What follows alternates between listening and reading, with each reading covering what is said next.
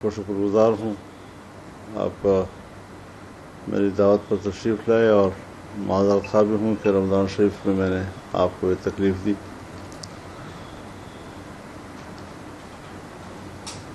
کل عبدالخیل میں بلاول بھٹو صاحب تشریف لائے تھے۔ ویسے تو وہ مفتی عبدالشکور صاحب کی المناک حادثے کے نتیجے میں وفات پر، ان کی شہادت پر تعزیت کرنے کے لیے آئے تھے، لیکن ظاہر ہے سیاسی لوگ جب آپس میں بیٹھتے ہیں تو کچھ سیاسی امور بھی سامنے ہوتی ہیں، تو انہوں نے بھی بات کی، اور ٹیلی فون پر جناب آصف علی زرداری صاحب سے بھی بات ہوئی۔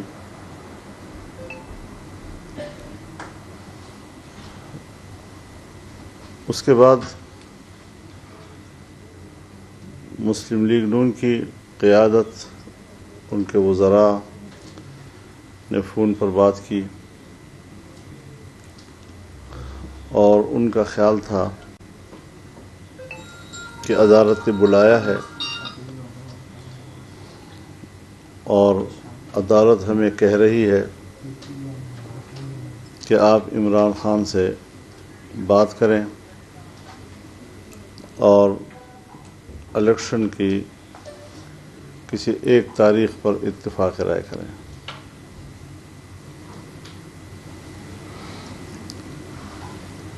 ہم نے اس پر اپنا موقف دیا ہے کہ عدالت اپنی پوزیشن واضح کرے، کیا وہ عدالت ہے یا وہ پنچایت ہے۔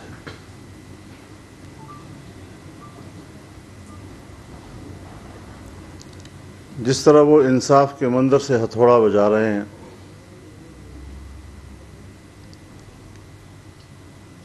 آئین کی روح سے 90 دن کے اندر الیکشن کرانا ناگزیر ہے، لیکن اگر عمران خان کسی ایک تاریخ پر آپ سے اتفاق کر لیں تو پھر قبول ہے۔ یہ کون سا آئین ہے؟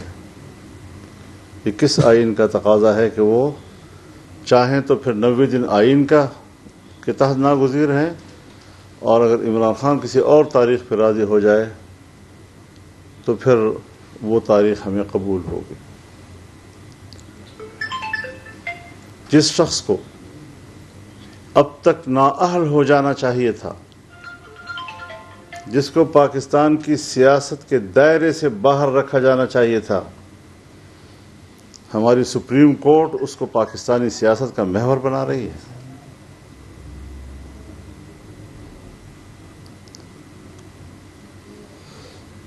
اسمبلی قانون پاس کر چکی ہے، عدالت جس اختیار کے تحت ہمیں دھونس دکھا رہی ہے، شاید اب اس کا وہ اختیار نہیں رہا ہے۔ اسے پارلیمنٹ کے ایکٹ کا احترام کرنا ہوگا، اس کی پیروی کرنی ہوگی۔ ہمیں عدالت میں بلایا گیا، لیکن ہم نے کہا اور اپنے دوستوں سے بھی کہا، حکمران اتحادیوں سے بھی ہم نے یہ بات کی کہ اس بینچ کے اوپر پارلیمنٹ عدم اعتماد کر چکی ہے، ایک سے زیادہ قراردادیں پاس ہو چکی ہیں، ہمارا وزیر قانون اور ہمارا اٹارنی جنرل جا کر ان کو یہ بتا چکا ہے کہ ہم آپ پر عدم اعتماد کر رہے ہیں۔ جس بینچ کے اوپر پارلیمنٹ نے عدم اعتماد کیا ہے اور پارلیمنٹ کے فیصلے سے اس کو آگاہ کیا ہے، آج اس بینچ کے سامنے میں پیش ہو جاؤں، آج اس کو میں یقین دہانیاں کراؤں؟ لہٰذا نہ بینچ کے سامنے پیش ہونا یہ پارلیمنٹ کی قرارداد کا تقاضا ہے، نہ ان کے سامنے ان کو اطمینان دلانا کہ جی ہم تو تیار ہیں مذاکرات کے لیے، مذاکرات کی کوئی گنجائش ہے۔ کس شخص سے ہم مذاکرات کریں؟ اگر وہ واقعی الیکشن چاہتا تو اس وقت قومی اسمبلی کیوں نہیں توڑ رہا تھا؟ اس وقت پنجاب اور کے پی کی حکومت کیوں نہیں توڑ رہا تھا؟ اس نے ملک کی سیاست میں ایک مشکل پیدا کرنے کی غرض سے یہ حرکتیں کی ہیں اگر آمدن کی ہیں، ورنہ پھر حماقت ہے۔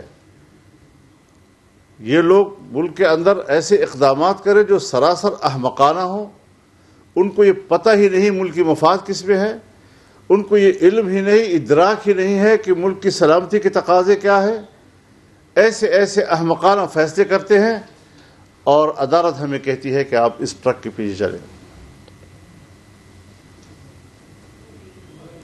تو ہم عدالت کے اس جبر کو بھی تسلیم کرنے کو تیار نہیں ہیں۔ ہم اس پورے عمل کو غیر سیاسی عمل کہتے ہیں، پھر یہ ہو جائے گا تو پھر یہ ہو جائے گا تو پھر بساط نپٹ جائے گی تو پھر پتہ نہیں کیا ہو جائے گا تو پھر کیا، کب تک ہمیں ان باتوں سے گمراہ کیا جاتا رہے گا اور کب تک ہمیں ان باتوں سے بلیک میل کیا جاتا رہے گا؟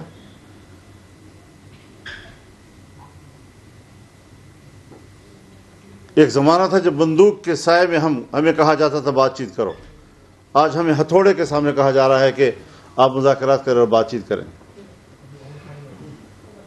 پھر کس شخص سے ہم بات کریں؟ وہ شخص جو کہتا ہے کہ میں الیکشن کے نتائج آنے کے بعد فیصلہ کروں گا کہ مجھے نتائج تسلیم ہے یا نہیں۔ یعنی ہم مذاکرات اس بات پر کریں کہ اس کو یقین دلائیں کہ آپ کی اکثریت آئے گی۔ جس شخص نے کہا ہے کہ اگر 2/3 اکثریت میری نہ آئی میں الیکشن کو نہیں مانوں گا، جو شخص یہاں تک کہتا ہے کہ اگر میری سادہ اکثریت آئی تب بھی میں اسمبلی توڑوں گا، دوبارہ الیکشن کرواؤں گا، اقتدار کی حرص میں اس طرح کی باتیں کرنا اور پھر اس سے ہمیں کہنا کہ آپ ان سے بات کریں، یہ تو پوری سیاست کی توہین ہے، یہ تو پارلیمنٹ کی توہین ہے۔ جناب چیف جسٹس صاحب اور آپ کے 2 رفقا یا 3 رفقا، میں براہ راست آپ سے کہنا چاہتا ہوں کہ آپ انتہائی معزز کرسی پر بیٹھ کر ہماری توہین کر رہے ہیں۔ ہم بھی پاکستان کے معزز شہری ہیں۔ ایک شخص کی خوشنودی کے لیے، اس کو پروٹیکٹ کرنے کے لیے، اس کو تحفظ دینے کے لیے آپ پوری قوم کو ذلیل کر رہے ہیں۔ وزارت دفاع کی درخواست کو مسترد کر رہے ہیں، اور ایک ایسا شہری کہ جس کا ایک پتہ اسلام آباد کا ہے اور دوسرا پتہ ایبٹ آباد کا ہے، اس کو پنجاب کی الیکشن سے کیا دلچسپی ہے؟ اس کو کوئی فائدہ نقصان اس سے وابستہ نہیں ہے، اس کی درخواست پر آپ کارروائیاں کر رہے ہیں۔ تو یہ ساری چیزیں ہمیں مد نظر رکھنی چاہیے، اور ہم نہ عمران خان کو اس کا اہل سمجھتے ہیں کہ ان کے ساتھ بات چیت ہو جائے، ہم ان کو نااہل سمجھتے ہیں ان کے جرائم کی بنیاد پر۔ کورٹ پہلے اس کی بنیاد پر فیصلہ دے کہ یہ شخص جو ہے یہ فلاں فلاں جرائم میں ملوث ہے، اور اس کی بنیاد پر وہ نااہل ہے، جس کو ہم ملک کی سیاست کے دائرے سے نکالنا چاہتے ہیں۔ آج سپریم کورٹ اس کو سیاست کا محور بنانے کی کوشش کر رہی ہے، یہ نہیں چلے گا۔ جج صاحبان سے کھل کر کہنا چاہتا ہوں، جو شناختی کارڈ آپ کے پاس ہے وہی شناختی کارڈ میرے پاس ہے۔ جس شناختی کارڈ کی بنیاد پر آپ پاکستان کے شہری ہیں، اسی شناختی کارڈ کی بنیاد پر میں پاکستان کا شہری ہوں۔ میں آپ کے انصاف کو تسلیم کرتا ہوں، لیکن میں آپ کے ہتھوڑے کو تسلیم نہیں کرتا۔ ہتھوڑا نہیں چلے گا، جبر نہیں چلے گا۔ اگر آپ نے جبر کی بنیاد پر ہم پر فیصلے مسلط کیے تو پھر ہم بھی آپ کی عدالت میں جانے کے بجائے عوام کی عدالت میں جائیں گے، اور پھر فیصلہ عوام کی عدالت میں ہوگا۔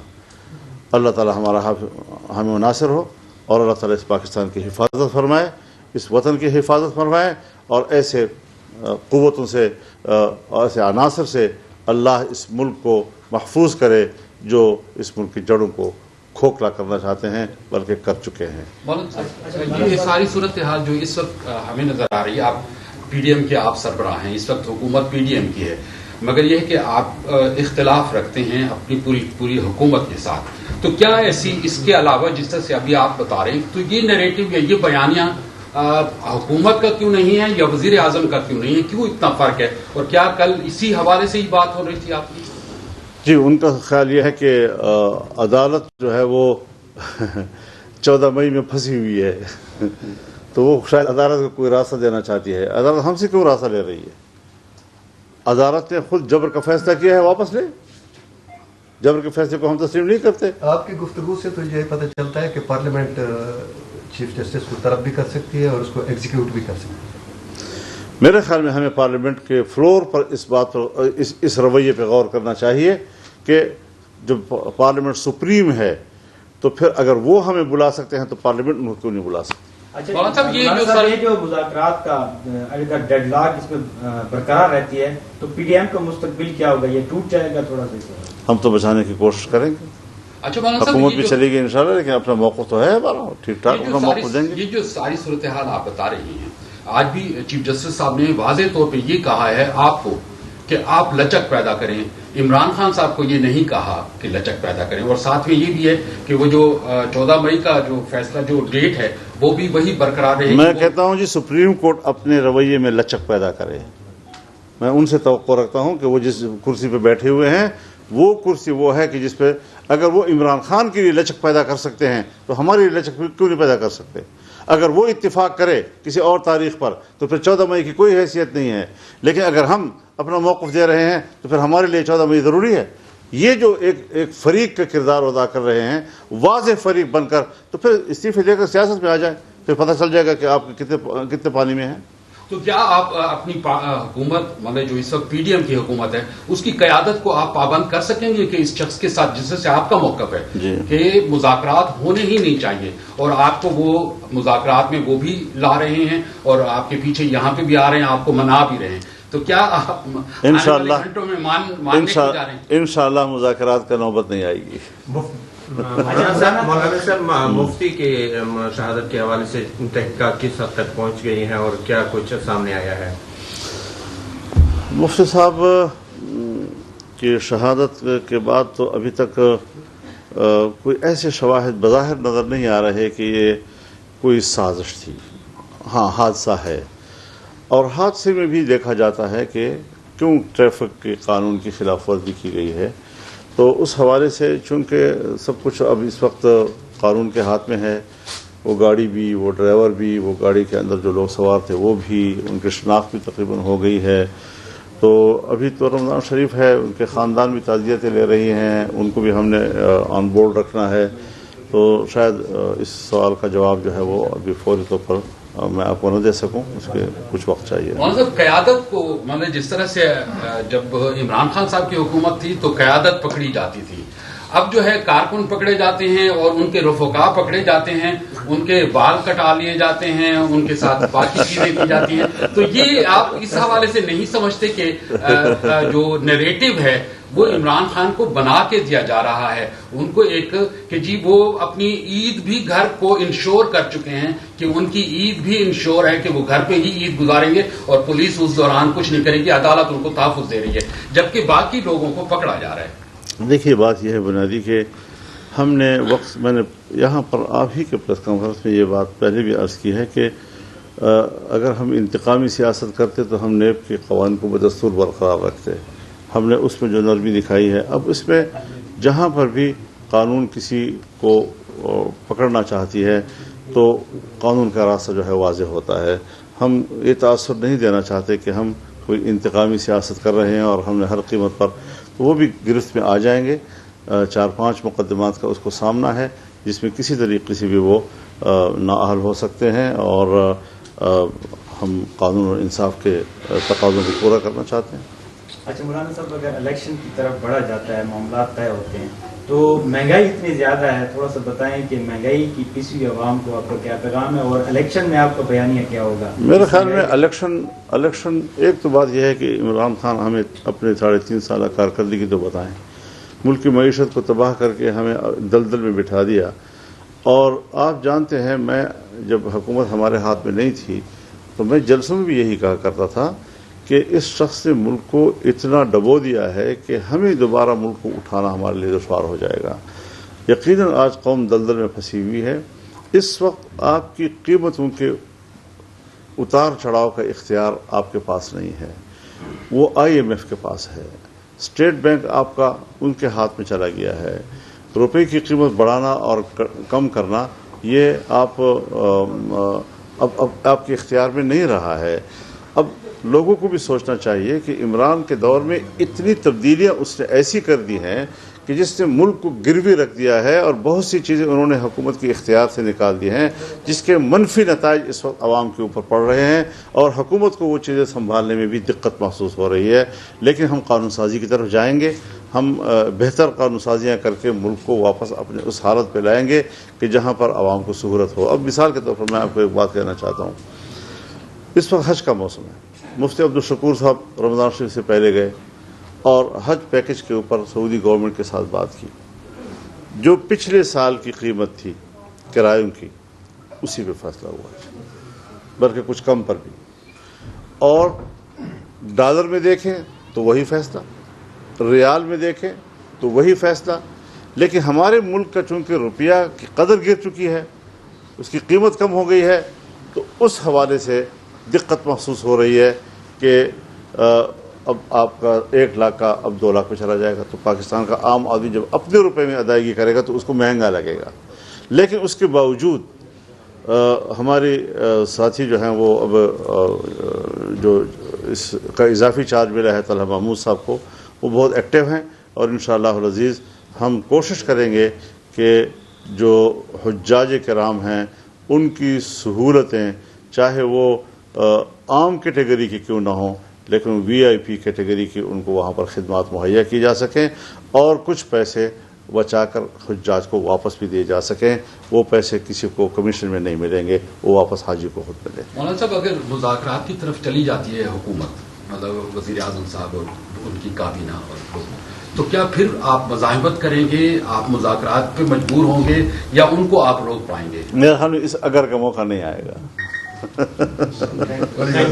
بہت شکریہ.